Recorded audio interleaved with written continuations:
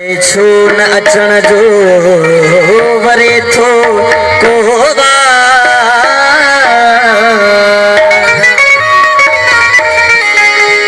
मुझो मुठ में सा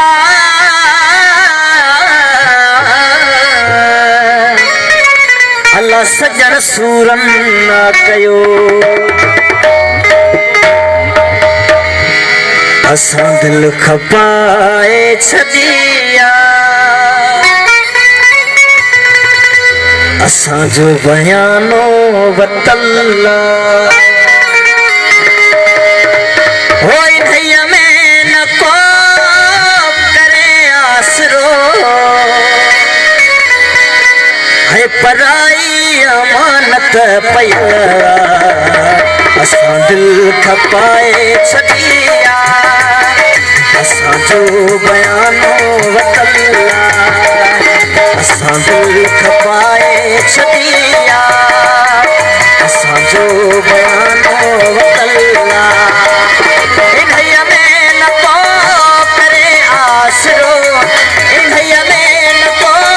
करे आसरो पराई अमानत पयल असां दिल खपाए छदिया असां जो बयानो वतल्ला असां दिल खपाए छदिया असां जो बयानो वतल्ला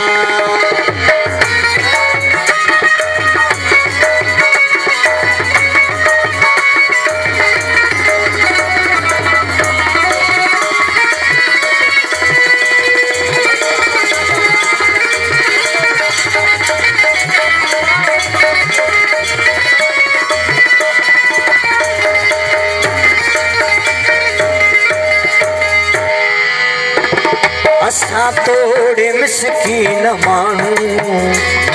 मगर फिरना गिरना न आहियूं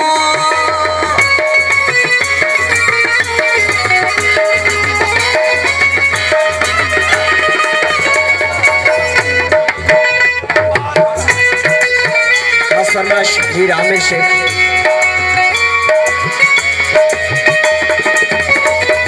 असां तोड़े मिसकीन माण्हू मगर फिरना गिरना न आहियूं कसो थो पको थो जिए थो जिसां कई सूं निभायूं जैसी दम में दम जैसी जीव जिस्म जैसी दम में दम जैसी जीव जिस्म ये अंग अंग त बोले बदल असां दिल खपाए छदिया असां जो बयानो वतल्ला असां दिल खपाए छदिया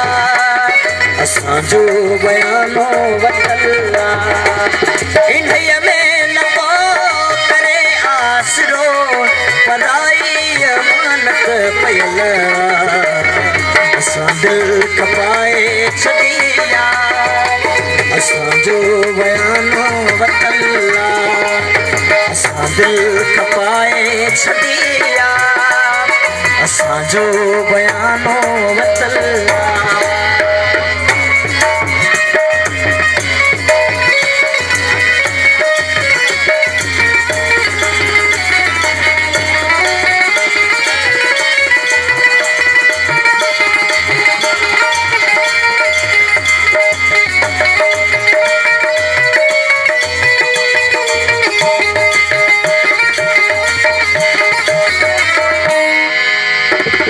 इहो थे थो उल्को भाई मरण खां अॻे शल अची पए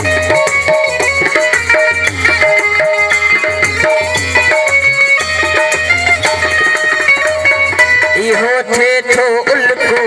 भाई मरण खां अॻे शल अची पए थिया साल आहिनि संभाले अमानत घणीअ खे मिली पए मां पेरनि में सिर धरी दुसि महर मां पेरनि में सिर धरी दुसि महर ऐं पोइ मौत खे बि मोकल असां दिल खपाए छॾिया असांजो बयानो वतल असां दिल खपाए छॾिया असांजो बयानो वतल इन्हीअ में न को करे